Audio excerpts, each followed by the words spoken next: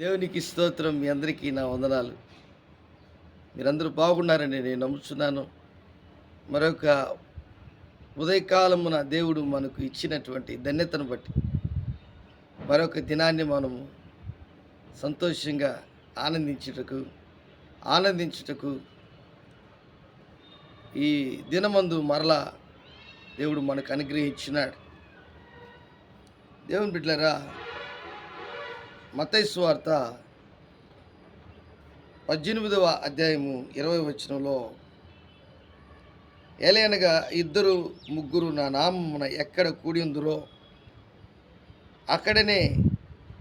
అక్కడ నేను వారి మధ్య ఉందునని చెప్పాను. దేవుడు చాలా సంతోషకరమైనటువంటి విషయం ఏంటంటే, ఎక్కడ ఇద్దరు ముగ్గురు దేవుని నామమును గురించి ఉచ్చరించిన,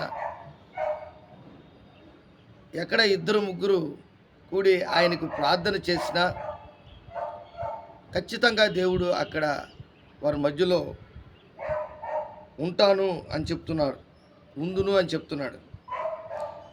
కాబట్టి ఈరోజు నిజముగా నీవు ఒక మందిరంలోనే కాదు, ఒక నీవు ఏర్పరచుకున్నటువంటి గదిలోనే కాదు, నువ్వు ఈ లోకంలో ఎన్ని ప్రాంతాలకు వెళ్ళి, ఎత్తైన కొండకు వెళ్ళి ప్రార్థన చేయడమే కాదు, అనేక ప్రాంతాలకు వెళ్ళి అక్కడ నువ్వు దేవుని గురించి ఆలోచించడమే కాదు, ఎక్కడైనా సరే ఇద్దరు ముగ్గురు నా నామం పేరట కూడిందురు అచ్చట నేను ఉంటా అని చెప్పాడు. కాబట్టి ఈరోజు నీ జీవితంలో దేవుడు ఉంటే నీకు ఎలాగుంటుంది, దేవుడు లేకపోతే నీకు ఎలాగుంటుంది అనేదే ఈరోజు మన ప్రశ్న. చాలామంది జీవితాల్లో వారు ఎన్ని ప్రయత్నాలు, ఈ లోకంలో ఉన్నటువంటి మంచి ప్రయత్నాలు, వారి అవసరతలు, వారి అక్కర్లు, వారికి ఉన్నటువంటి పరిస్థితులను బట్టి వారు ఎన్నో ప్రయత్నాలు చేస్తూ ఉంటారు. వారు ప్రయత్నాలు జరగకుండా ఆగిపోయినప్పుడు, వారు ప్రయత్నించినటువంటి ఆ ప్రయత్నం విఫలమైనప్పుడు, జరగకపోయినప్పుడు వెంటనే దేవుడు మాతో లేడు అని అనుకుంటుంటారు. అది దాంట్లో కొంత వాస్తవం ఉంది, కొంత నీ ఆలోచన కూడా తప్పు ఉంది. అంటే దేవుడు ఏదైతే నీ జీవితంలో చేయాలనుకుంటాడో దాన్ని ఖచ్చితంగా చేస్తాడు. నీవు అనుకున్న దానికంటే కూడా, ఊహించే దానికంటే కూడా ఎక్కువగా ఆయన చేయగలిగినటువంటి సామర్థ్యం కలిగిన నిజరక్షకుడైన యేసు క్రీస్తు ప్రభుల వారు, తండ్రి అయిన దేవుడు, పరిశుద్ధాత్మ త్రియేక దేవుడు. కాబట్టి మనము దేవుని నామములో ప్రార్థన చేయాలి. అంత మాత్రమే కాదు, దేవుడు నాతో ఉన్నాడు అనే ఒక మంచి ఆలోచన నీకు కలిగి ఉండాలి. చూడండి, యోహాను సువార్తలో ఒక అద్భుతమైనటువంటి మాట మనకు కనబడుతుంది. 20వ అధ్యాయము 19వ వచనం, ఆదివారము సాయంకాలమున శిష్యులు యూదులకు భయపడి తాము కూడి ఉన్న ఇంటి తలుపులు మూసుకొని ఉండగా యేసు వచ్చి మధ్య నిలిచి, మీకు సమాధానము కలుగునుగాక అని వారితో చెప్పాను. అంటే వారు భయముతోనూ, యూదులకి భయపడి తాము కూడి ఉన్నటువంటి ఇంటి తలుపులు గట్టిగా బిగించుకొని ఉన్నారు. అంటే తలుపులు మూసుకొని ఉన్నారు, భయపడి ఇంట్లో నుంచి బయటికి రాలేనటువంటి పరిస్థితి. దేవుని బిడ్డలారా, ఆ తలుపులు వేసుకొని ఉండగా దేవుడు వారి మధ్యలోకి వచ్చి వారిని పలకరించి వారి మధ్య నిలిచి వారితో చెప్తున్నాడు, సమాధానము కలుగునుగాక అని వారితో చెప్పాను.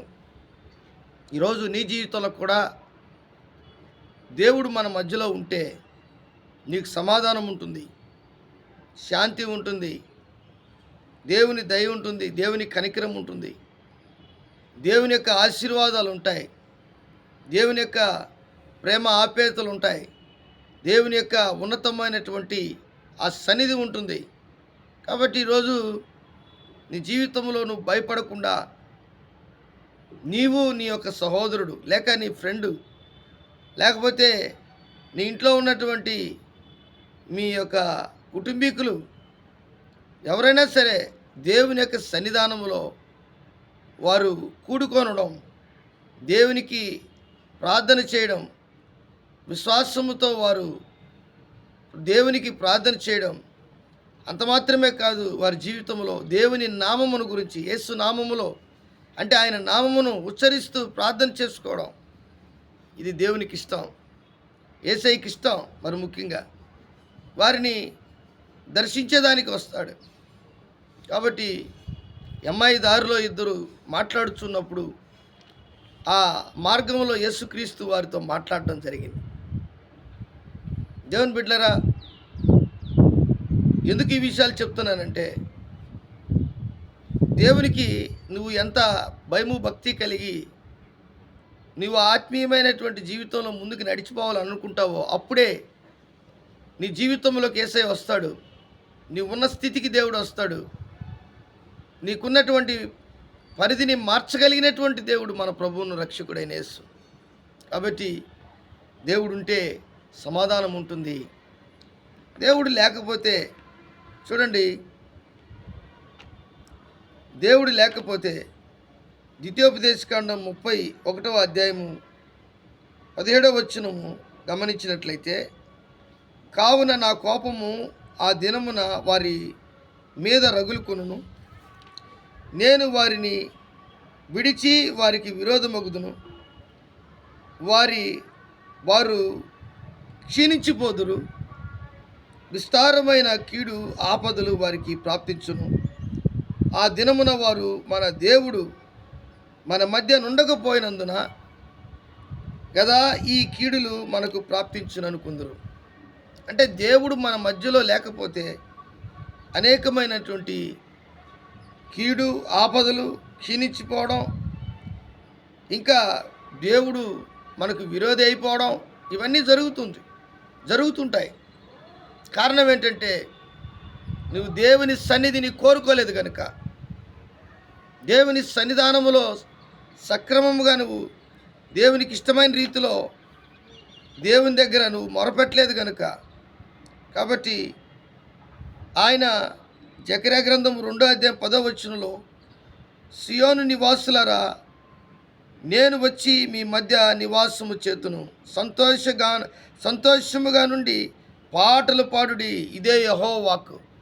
అంటే దేవుని బిడ్డలు సంతోషంగా ఉండాలని దేవుని కోరిక, ఆనందగానము చేయాలని దేవుని కోరిక, వారి మధ్య దేవుడు ఉండాలని దేవుని కోరిక. అయితే దేవుని బిడ్డలరా, నువ్వు క్షీణించిపోవడం, నీకు కీడు రావడం, నీ జీవితంలో ఆపదలు ప్రాప్తించడం, నీకు భయంకరమైనటువంటి ఆపదలతోనూ ఇబ్బందులతోనూ ఉండడం దేవునికి ఇష్టం లేదు. అందుకే దేవుడు నీతో ఉండాలని, నీ యొక్క ప్రార్థన ఎక్కడైతే నువ్వు చేస్తున్నావో అక్కడ ఉండాలని, ఏకీభవించి ప్రార్థన చేసేవారు మధ్యలో ఉండాలని, ఆత్మీయంగా నీ జీవితం ముందుకు వెళ్ళాలని ఎప్పుడైతే నువ్వు కోరుకుంటావో అప్పుడే దేవుడు ఇవన్నీ చూస్తాడు. కాబట్టి ఈరోజు నువ్వు ఏ పరిస్థితిలో ఉన్నా సరే దేవుని నామములో ఎక్కడ 2-3 నా నాపేటి కుడిందురు అచ్చుతు నేను ఉంటానని చెప్పిన దేవుడు మన మధ్యలోకి వస్తాడు.